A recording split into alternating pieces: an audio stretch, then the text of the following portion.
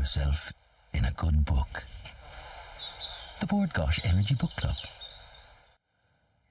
Now, a new month means it's time for 3 new book club choices, from Jojo Moy's latest story to a book which finds out the origins of the redhead.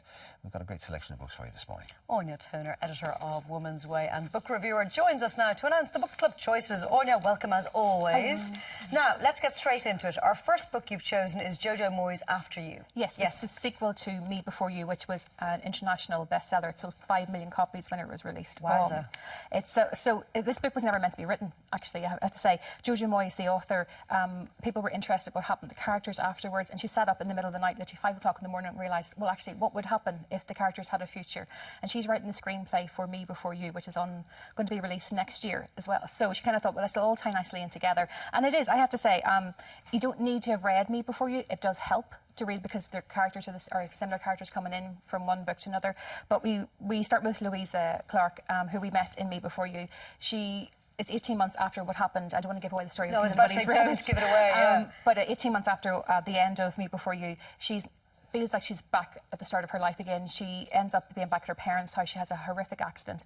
And then she decides that life is she needs to change her life, and she needs to do it in a hurry as well. So it's very heartwarming. The characters are really real. I was a bit of a weepy as well. So I was going to say that when people say heartwarming, they mean bring a box of Kleenex. It means if you have all the feelings, like I did when I was reading it, it's just emotional roller coaster. But I think that's not a bad thing. I think a book should make you want to feel something. Exactly. Yeah, so I love it.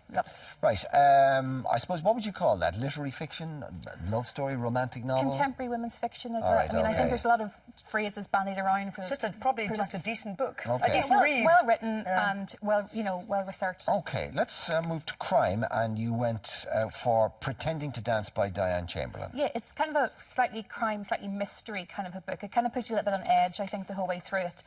It starts off with 38-year-old Molly Arnett. She is married, she's looking to adopt a baby with her husband, but she realises she hasn't actually told him anything about her life. She's made this completely fabricated life.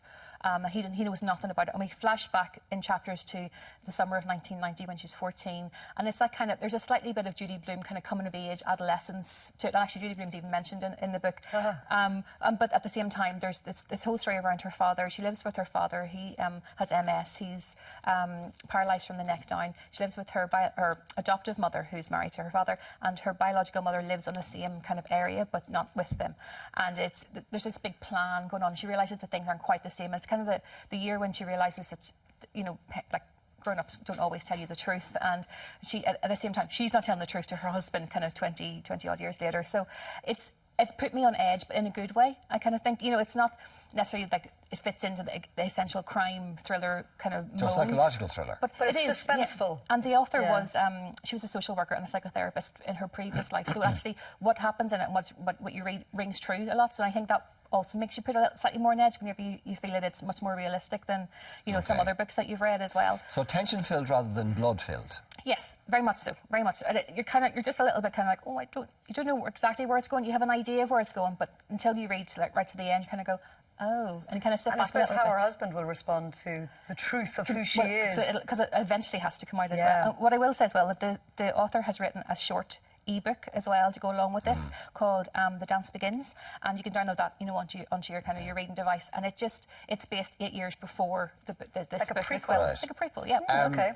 I'm assuming with this thing there is a big plot twist at the end of it.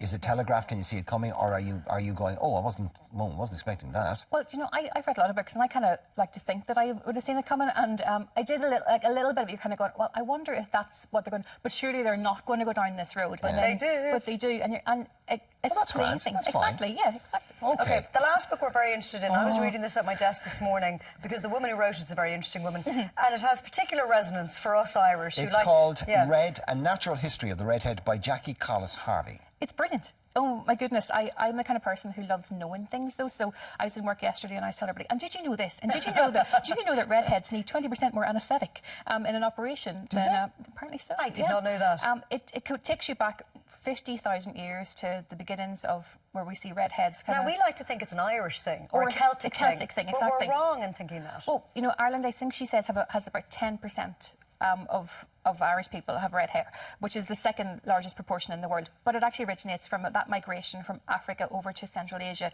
50,000 years ago, up to maybe Who has the 35,000 highest years ago. percentage of redheads? Pardon? Who has the highest percentage? Scotland.